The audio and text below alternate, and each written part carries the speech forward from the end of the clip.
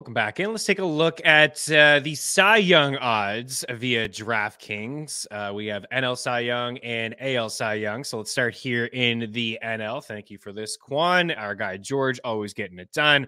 So Sandy Alcantara up at the top at plus 450. Corbin Burns at plus 550.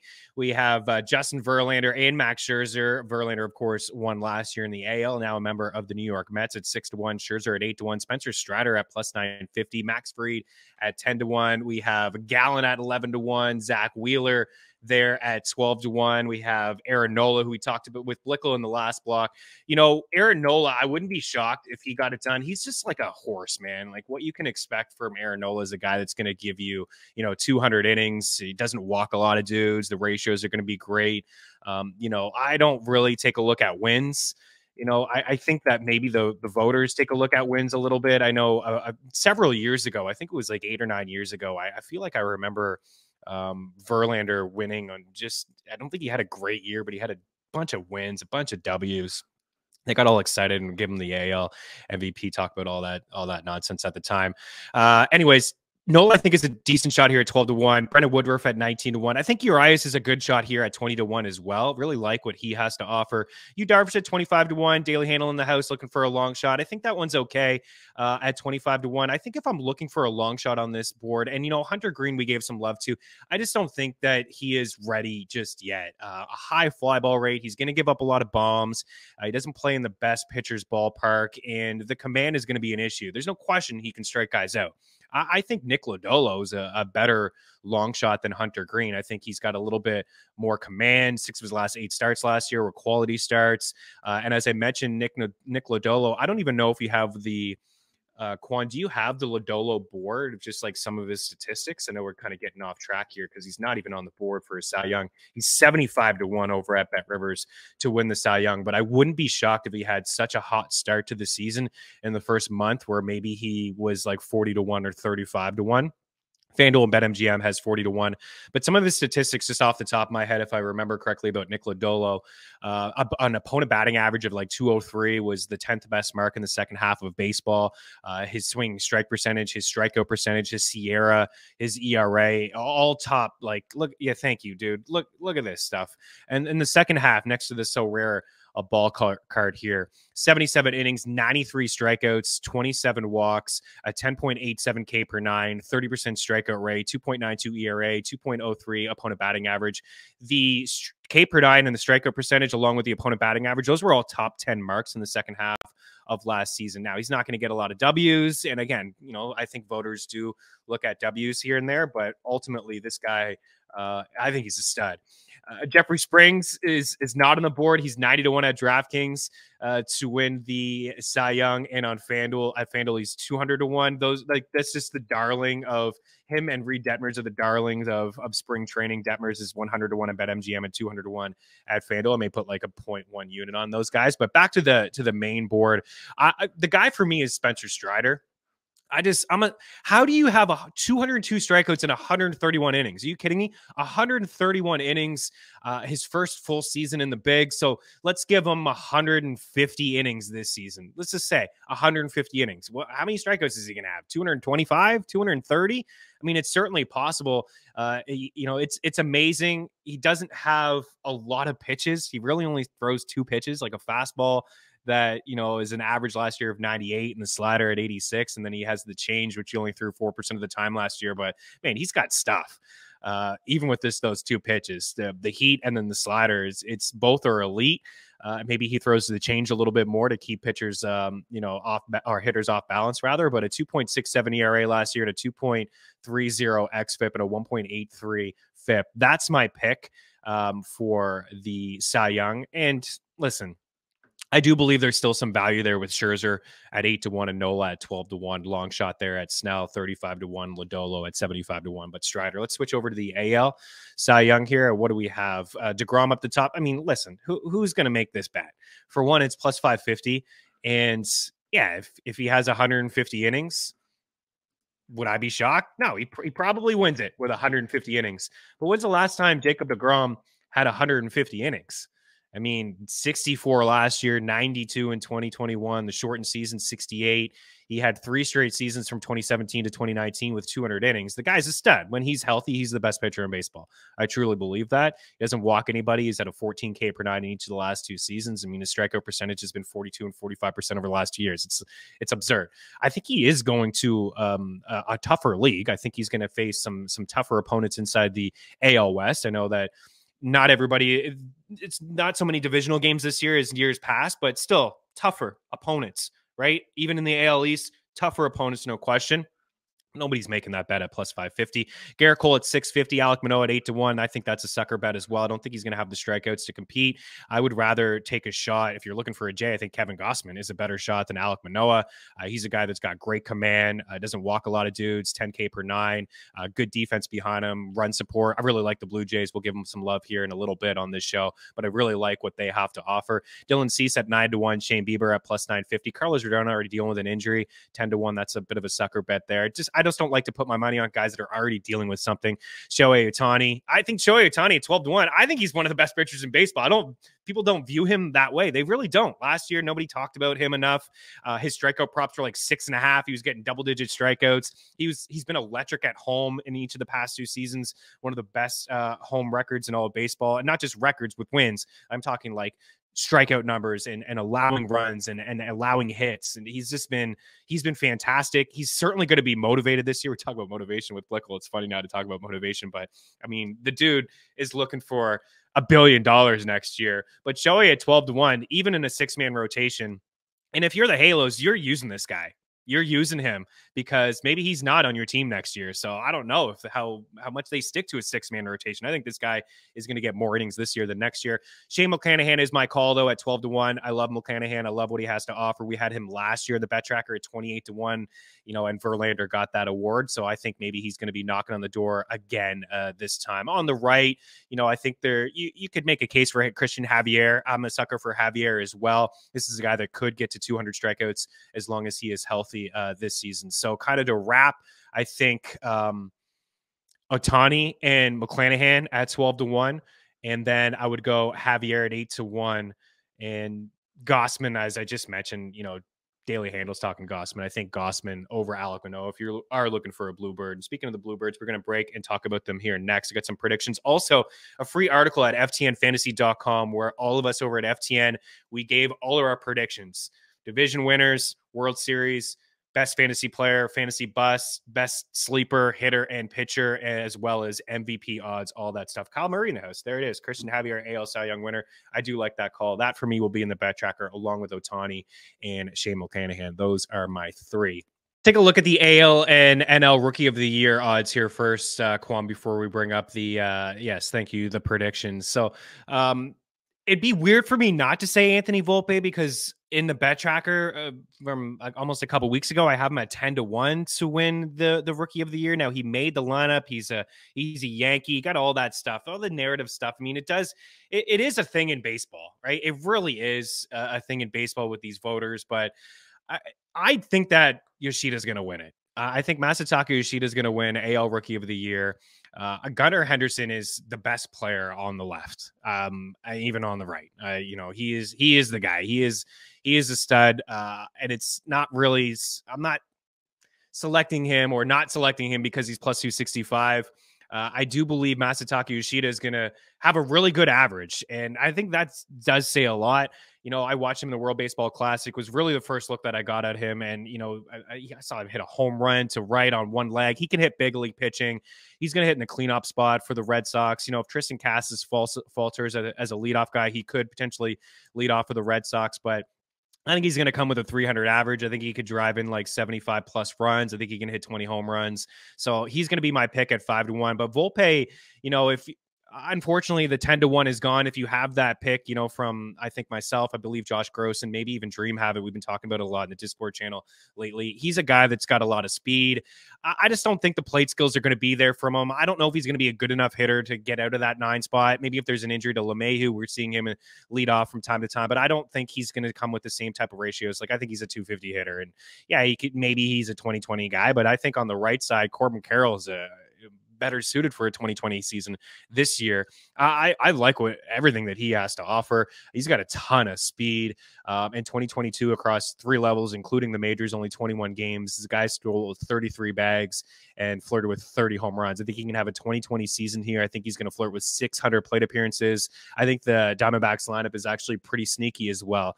Maybe he only hits 260, but he's a guy that's my pick. Anyways, as we transition here into overall predictions, again, free article over at ftnfantasy.com with everybody's predictions here. Quan, if you can transition over to that when you get a second, good sir. Thank you so much. Kyle Schwarber's my pick to lead the NL in home runs. I was close with Ronald Acuna Jr. I went with Kyle Schwarber. I got Mike Trout at AL. He was right on pace with Judge before the injury, and when he came back, I mean, he was 7 straight games of the home run. He was just electric down the stretch. I got Bobby Witt Jr. as close to Ronald Acuna Jr. as well, but I can't put Ronald Acuna Jr. everywhere. As you see, I got him all over the place. I have him to win the NL MVP. I have Vlad Guerrero Jr. win the AL MVP.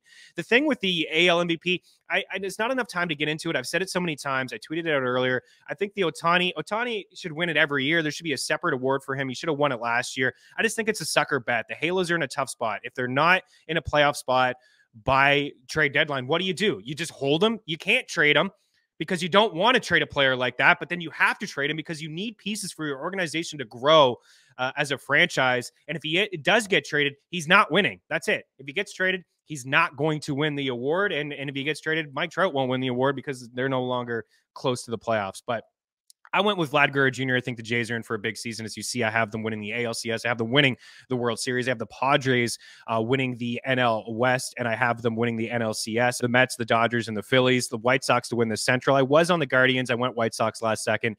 Astros to win the West. East, Braves, Cardinals in the Central.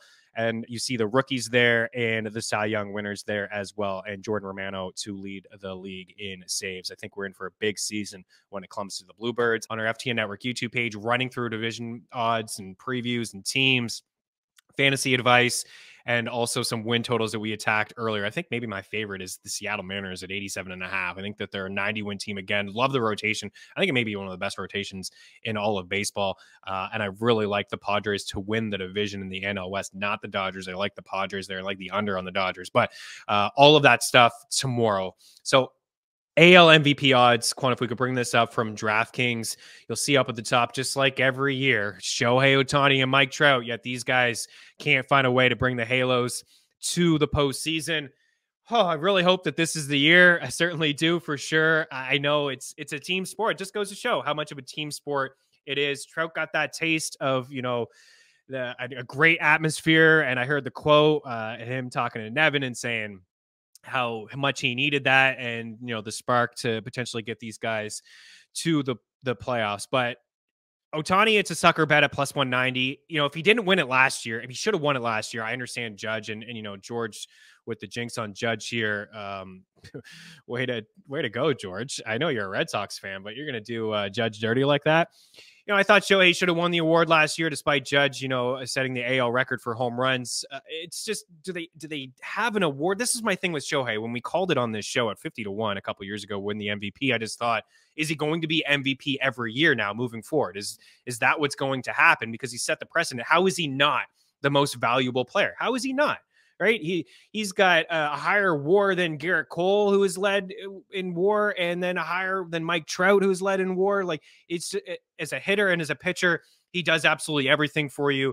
He should have an award for himself, and then everybody else should battle for the MVP. It's like Connor McDavid. McDavid should have an award himself, and then everybody else should battle. But I do believe Ohtani and Trout are both sucker bets. Ohtani, I think, really could get traded. I know that the Angels are in a tough spot. Do they want to trade this guy? No, they want to keep him. But this organization is they've made the playoffs once in Trout's tenure in 2014. So if they're not near a playoff spot come trade deadline, what do? Do you just risk losing him? You could get 4-6 prospects for Shohei. It's interesting what's going to happen with the Halos. I don't really know. My gut tells me that this team will be out of a playoff spot come the trade deadline, and that they will move on from him. And it will be tough. It'll be a tough pill to swallow, but I think it will probably be the right call, because if Shohei wants to win, and if this is another season in LA where he can't sniff the playoffs, he's going to move on. I still think he's going to stay on the West Coast. I think the Padres are going to be in on him. Don't be surprised if the Giants are in on him. I know everybody's going to be talking about the Dodgers, but if he is shipped and traded away, he's not going to win the MVP. And if he is traded away, Mike Trout won't win the MVP because the Halos probably are having a rough season. And if they do make the playoffs and they keep Shohei, Mike Trout's not going to win it over Shohei. So I think those first three bets, Ohtani at plus 190, Trout at plus 450, and Judge at 5-1, I don't like any of those bets. I think Julio Rodriguez is close. I think he's knocking on the door. I could see it. I'm intrigued with him. He's my number 2 overall player in fantasy baseball. I think you can make a case for 5 or 6 guys for sure, something we've talked a lot about on this show. 7-1, I think it's an all right bet. My favorite, Jordan Alvarez is 11-1. My favorite here is Vladimir Guerrero Jr. at 12-1. I think it's time. He almost won it a couple years ago. He was neck and neck with Trout, close to the AL crown. I really like this Jays squad this year. I love the rotation. I like that they got some lefty bats inside that lineup with Varsho and Brennan Bell. I think Vlad Guerrero Jr. is going to have a good average. I think he's going to flirt with 40 home runs. He's in a really good lineup, a good ballpark. I really like that play at 12-1. Jose Ramirez is an interesting play as well. I like Cleveland to win the division. You know, they don't have a ton of studs on the squad. They got some nice players in their lineup. They got a good pitching staff and they got a good bullpen. But Jose Ramirez at 15-1, I think is a decent shot as well. But I would go Vlad Guerrero Jr. at 12-1. Followed by Julio Rodriguez at 7-1, and then Jose Ramirez at 15. Later on down the board, you see Rafael Devers at 20-1, Corey Seager at 20-1, Wander Franco at 25, Kyle Tucker at 25. The Astros are just so loaded. I know there's a lot of players that you can make a case for. Adley Rutschman's a nice player at 25-1. I think Baltimore is continuing to improve. A good season last year. They're one of the better teams in the second half of the season last year, and they got some kids that we will see this year. I just don't know if I'm there yet at 25-1. If you told me Byron Buxton was going to play 130 games, I'd sprinkle something down at 30-1. He's terrific when he's on the field and he's healthy. He's fantastic. Unfortunately, he just hasn't been able to stay healthy. Bo Bichette's at 35-1. Carlos Correa also at 35-1. Marcus Semien at 40-1. Here's my long shot. Luis Robert Jr.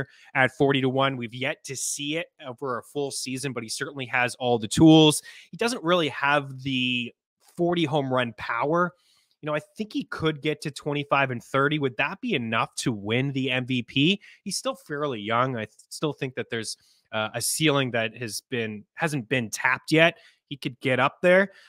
At 40-1, I think it's a pretty good long shot. And then I'll throw Jeremy Pena here at 50-1 as well. I just think he's terrific, right? As a rookie, he was fantastic. 20 homers, double-digit stolen bases. He's going to lead off here for the Astros, I do believe, while Jose Altuve is out for the first couple months of the season. The Astros do have some guys that are a little bit older in their lineup, right? Michael Brantley, how healthy is he going to be near the top of the order all year long? Jordan Alvarez is dealing with a couple things, but Pena, he's got the pedigree, right? He's already won the ALCS MVP. He's already won the World Series MVP. He's a good fielder. He's going to steal some bags.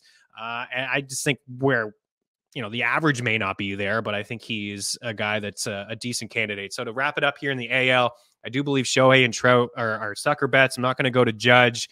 I like Vlad at 12-1, followed by Julio at 7-1, Jose Ramirez at 15-1, then Robert Jr. at 40-1, followed by Jeremy Pena. I just do a full unit on Vlad. It's tough to do these futures because you're not going to see your money for quite some time. But Vlad and Julio and Ramirez, followed by maybe half a unit on Luis Robert, maybe 0.25 on Pena at 50-1. We're going to break. We're going to talk NL MVP here next on Mean Streets. NL MVP odds via DraftKings. Juan Soto up at the top at plus 550. And Gilden's like, yeah, you like the Padres. Blake Snell, NL Cy Young. We'll talk Cy Young tomorrow. Snell did have a really good second half last year. Juan Soto, I'm not buying this. He was a disappointment last year. Wasn't super impressed with him in San Diego. I do believe he's really good. I think he's a great player. There's no question. I'm not doubting his skill. I don't know how healthy he is at the moment. This Padres lineup, it's stacked, right? Fernando Tatis Jr. is going to be back in 20 games. You got Manny Machado, who was really great last season. I also saw on DraftKings Manny Machado versus Byron Buxton home runs. Like, that's what I'm talking about. There's certainly some edges. I think Manny Machado will have more homers than Byron Buxton. You also got, Xander Bogaerts brought in. I like the rotation. Bullpen's good. So I'm not really buying the plus 550. I do like Turner at 8-1. I think Turner, this is not about the World Baseball Classic, although he was hot fire in the World Baseball Classic. He's a guy that is going to steal bags, and it's going to be easier for guys to steal bags this year. Moving from Dodger Stadium to Citizens Bank is a win for him. It's a good ballpark for him. He's going to lead off for the Phillies. I like this Phillies lineup. It's too bad Rhys Hoskins is done for the season. Bryce Harper is going to miss some time, maybe 2 months. He wasn't placed on the 60-day DL, so maybe he's going to be back sooner rather than later, but it's still definitely May. But, you know, if Turner can carry the load here for the first couple months of the season, Kyle Schwarber behind him hitting bombs, JT Realmuto. How about JT Realmuto getting tossed yesterday in that game? This is ludicrous. This is jokes. If you haven't seen it, just Google JT Realmuto or type him into Twitter. But Turner is set up to have some success. You know, the average is going to be good. He could score 100 runs in that lineup. Even with Rhys Hoskins out, I still think this is going to be one of the better lineups in baseball. So he can flirt with 100 runs. Maybe he can hit you 20, 25, and you can certainly steal 20, 25 bags as well. I think, you know, if he can hold the fort down, as I mentioned before, Bryce gets back in the lineup, I really do like that call. But it's Ronald Acuna Jr. for me. I'm a sucker for this guy. He seems healthy. You know, most projections have him to steal 40 plus bags. I don't know if he gets there, but we have him in the bet tracker at over 26 home runs, 26 and a half. That climbed up to, I think, 32 and a half in some books. I think he's got 40 home run potential. I love this Braves lineup. I understand that, you know, you can make the same case saying, you know, don't pick Soto because all these studs. You can say the same case, same thing here for the Braves. And there's a couple players here on this list. Austin Riley's on this list. Michael Harris II is on this list. They got a good pitching staff. They got some decent arms in the bullpen, despite Raciel Iglesias dealing with something at the moment. I just think Ronald Acuna Jr. is a 5-tool player. I just think he's an absolute stud at plus 850. I certainly like that call. And then a little bit later on down the list, you know, Pete Alonso at 15-1. I think Austin Riley's a guy that, you know, could hit 40 bombs, cash in 100 RBIs. He's one for sure as well. Fernando Tatis Jr. for MVP. I don't know, man. I don't know. Like, has he rubbed voters the wrong way from last year's suspension carried over to this season? Don't get me wrong. The guy's an absolute stud. You know, if I am going to pick a Padre, it would be him. But I think Ronald Acuna Jr., I think, is a safer bet at plus 850. And then there's really nothing I like on the right side. I think Jazz Chisholm is interesting at 40-1, but I don't think the Marlins are going to be a playoff squad. And he's had some issues staying healthy as well. And then Harper's going to miss 2 months of the season. So I just don't think you get involved with Harper. You know, that number is going to be a lot longer when he does return. Schwarber is an interesting candidate, but I actually like Kyle Schwarber to lead the NL in home runs. That would be my pick for Kyle Schwarber. I think he's got 40, 45 home run potential, and he's got bombs, and he hits bombs in big spots, doesn't he? What an absolute stud. Ronald Acuna Jr., MVP, NL MVP.